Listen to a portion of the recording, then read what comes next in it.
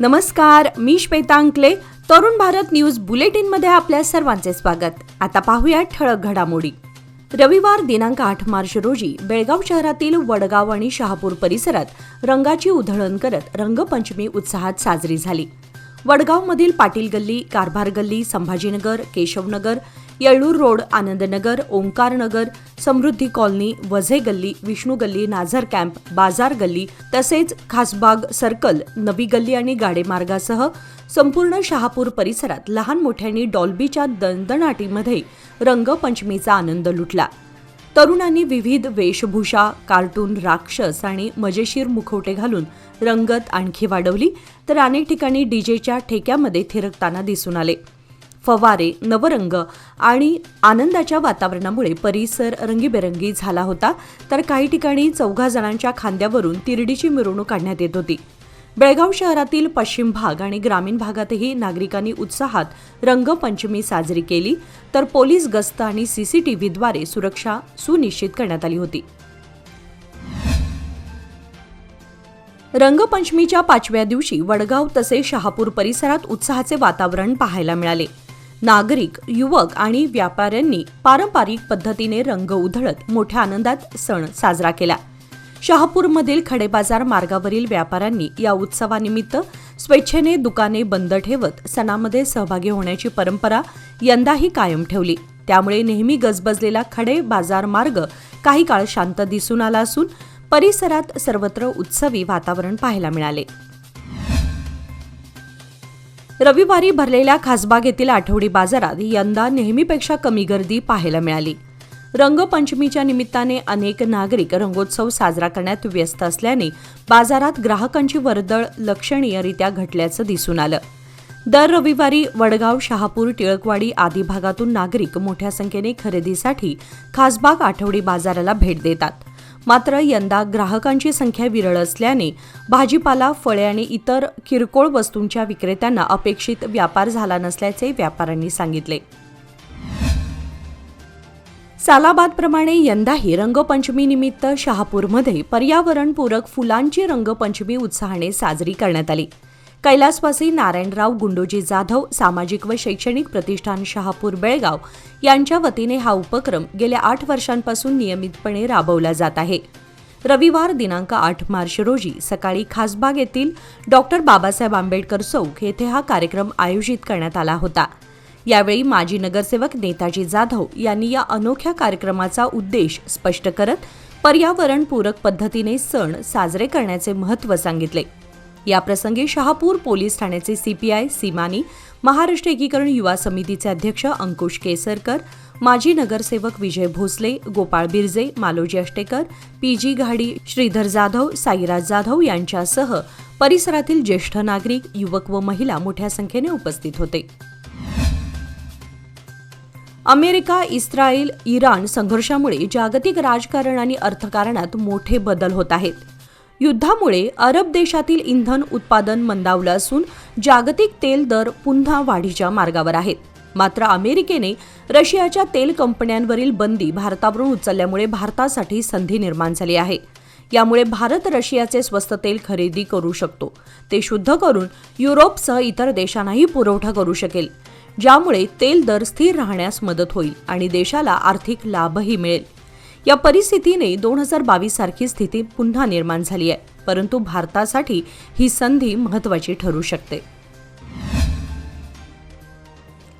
हरियाणातील जिंद येथे शनिवारी एका होळीचे रंग आणि गुलाल बनवणाऱ्या कारखान्यात भीषण आग लागली.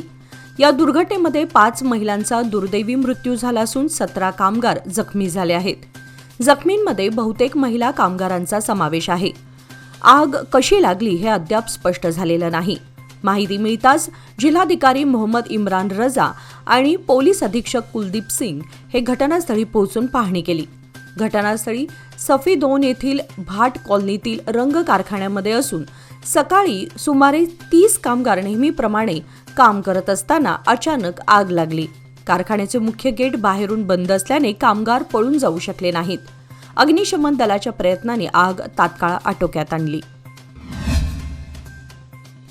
बेळगावमध्ये एस.जी. बाळेकुंद्री तांत्रिक महाविद्यालयाच्या परिसरात जिल्हास्तरीय रोजगार मेळावा नुकताच आयोजित करण्यात आला होता. दरम्यान सुमारे 7,500हून अधिक युवक युवती सहभागी झाले होते. आमदार आसिफ सेठ यांनी उद्घाटन प्रसंगी सांगितले की रोजगार मिळाल्याने केवळ व्यक्तीच नव्हे तर संपूर्ण कुटुंबाचे भविष्य घडते. त्यामुळे युवकांनी उपलब्ध संधीचा योग्य वापर करावा.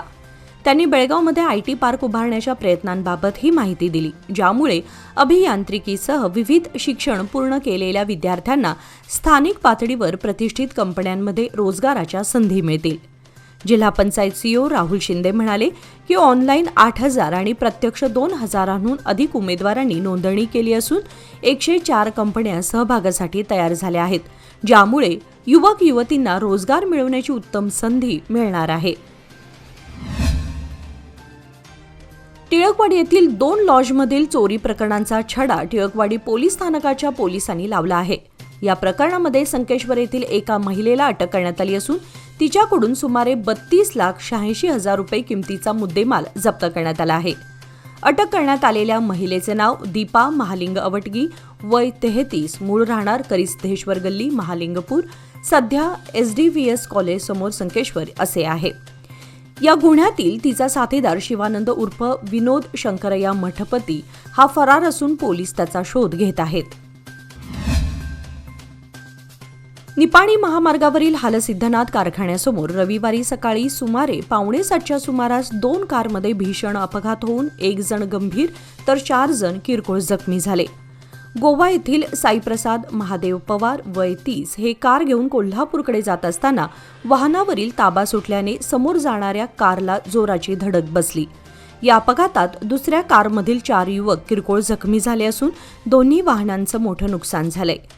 जखमी साईप्रसाद पवार यांना 108 रुग्णवाहिकेद्वारे महात्मा गांधी रुग्णालयात दाखल करून पुढील उपचारासाठी कोल्हापूर येथील खासगी रुग्णालयात हलवण्यात आले असून घटनेचा तपास बसवेश्वर चौक पोलीस ठाण्याचे उपनिरीक्षक रमेश पवार करत आहेत. Doctor B.R. आंबेडकर यांचा आदर्श आणि योगदानाच्या स्मरणार्थ बेळगाव शहरामध्ये भीम गायन कार्यक्रम आयोजित करण्यात आला होता. प्रसंगी आमदार आसिफ सेठ, जिल्हा पंचायत सीईओ राहुल शिंदे आदी मान्यवर उपस्थित होते. डॉक्टर आंबेडकर यांच्या समानता, सामाजिक न्याय व सशक्तीकरणाच्या मूल्यांवर यावेळी भर देण्यात आला. आमदारांनी आंबेडकर गार्डन आणि पुतळ्याभोवताली आवश्यक विकास कामे करण्याचे आश्वासन दिले. दरम्यान या कार्यक्रमाला स्थानिक नेते आणि बहुसंख्य नागरिक उपस्थित राहून डॉक्टर आंबेडकर यांच्या आदर्शांना अभिवादन करण्यात आले. शुभ मुहूर्त गुंतवणुकीचा व्याजदर कमी होण्यापूर्वीचा 31 मार्च पूर्वी लोकमान्य सोसायटीमध्ये गुंतवणूक करा आणि मिळवा 10% आकर्षक व्याजदर. 1 एप्रिल पासून लोकमान्यांच्या सर्व योजनांवरील व्याजदर कमी होणार, म्हणूनच आजच निर्णय घ्या. अधिक माहितीसाठी आमच्या नजीकच्या शाखेला भेट द्या किंवा कॉल करा 1800-212-4050. लोकमान्य, प्रत्येक पावलावर तुमच्या सोबत. नियम व अटी लागू. बालहक्क, बालविवाह, बालमजुरी तसेच लैंगिक अत्याचारापासून मुलांचे संरक्षण करणाऱ्या पोक्सो कायद्याबाबत जागृती करण्यासाठी विश्व भारत सेवा समितीच्या हिंडलगा हायस्कूलमध्ये शनिवार दिनांक 7 रोजी विद्यार्थ्यांना मार्गदर्शन करण्यात आले. हा कार्यक्रम मुख्य जिल्हा व सत्र न्यायाधीश मंजुनाथ नायक आणि संदीप पाटील यांच्या मार्गदर्शनाखाली आयोजित करण्यात आला होता.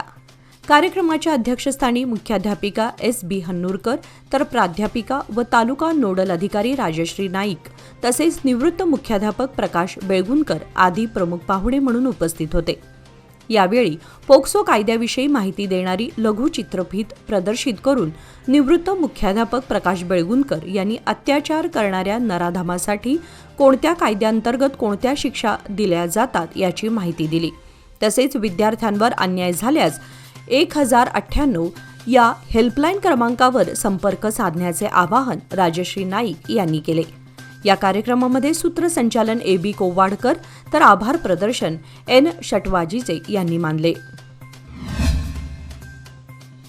जागतिक महिला दिनाच्या औचित्याने बेळगावातील शक्ती सामर्थ्य फाउंडेशनतर्फे समाजसेवेच्या दिशेने एक महत्त्वपूर्ण उपक्रम राबवण्यात आला. संस्थेच्या सदस्यांनी एकत्र येत सदाशिवनगर 3 क्रॉस येथील गणाशारी स्मशानभूमीमध्ये स्वच्छता मोहीम राबवून परिसर स्वच्छ केला. हा उपक्रम यशस्वी करण्यासाठी संस्थेच्या संस्थापक संचालक लता अनासकर, संचालक श्वेता महेंद्रकर व सगाई मेरी फ्रान्सिस यांच्यासह कविता मुदलियार, जेन्सिथा मुदलियार, नितीन मुदलियार, स्वस्तिक मेदार, ऋतिक मेदार, किरण कोरडा आणि शोभा घोडके यांनी सक्रिय सहभाग नोंदवला. तसेच कचरा संकलनासाठी वेळेवर सहकार्य केल्याबद्दल सदाशिवनगर प्रभाग क्रमांक 25चे पर्यवेक्षक संजू मोरे आणि सज्जन सुळेभवी यांचे विशेष आभार मानण्यात आले. अमेरिका, इस्रायल व इराण संघर्षाचा 8वा दिवस भीतीच्या सावलीखाली गेला. इराणने जाहीर केले आहे की शेजारी देश जर त्यांच्या भूमीवरून हल्ला करणार नाहीत तर त्यांच्यावर इराणकडून हल्ले होणार नाहीत. तसेच पेजेस्कियान यांनी अलीकडच्या काळात शेजारी देशांवर झालेल्या हल्ल्यांबद्दल माफीही मागितली आहे. 28 फेब्रुवारीपासून सुरू असलेल्या संघर्षामध्ये इराणने मध्य पूर्वेतील 13 देशांना लक्ष्य केले असून कुवेत, बहरीन आणि UAEतील 20 अमेरिकी तळांचे नुकसान झाले आहे. अमेरिकेचे ट्रेझरी सेक्रेटरी स्कॉट बेझंट यांनी सांगितले की आज रात्री इराणवर आतापर्यंतचा सर्वात मोठा हल्ला होणार आहे, ज्याचा उद्देश क्षेपणास्त्र कारखाने आणि लॉन्चर्स नष्ट करणे आहे. बेळगाव उत्तर मतदारसंघाचे आमदार आसिफ सेठ यांनी आगामी SSLC परीक्षांना सामोरे जाणाऱ्या विद्यार्थ्यांना प्रोत्साहन देण्यासाठी महांतेश नगर तसेच वंटमुरी कॉलनी येथील 10वीच्या विद्यार्थ्यांच्या घरी भेट दिली. या भेटीदरम्यान त्यांनी विद्यार्थ्यांशी संवाद साधून त्यांच्या परीक्षेच्या तयारीची आणि अभ्यासाच्या वेळापत्रकाची माहिती घेतली. विद्यार्थ्यांना अभ्यासावर लक्ष केंद्रित करून वेळेचे योग्य नियोजन करावे आणि आत्मविश्वासाने परीक्षेला सामोरे जावे असा सल्ला त्यांनी दिला. तसेच पालकांनी मुलांवर अनावश्यक दबाव न टाकता सकारात्मक आणि प्रोत्साहनात्मक वातावरण निर्माण करावे असे आवाहनही त्यांनी केले. तवंदी तसेच शिपूर, यरनाळ, शिरगुप्पी आणि शेंदूर या डोंगराळ भागामध्ये रंगपंचमीचा सण मोठ्या उत्साहात साजरा करण्यात आला. सकाळपासूनच बालचमू रंग उधळत आनंदाने सण साजरा करताना दिसत होते.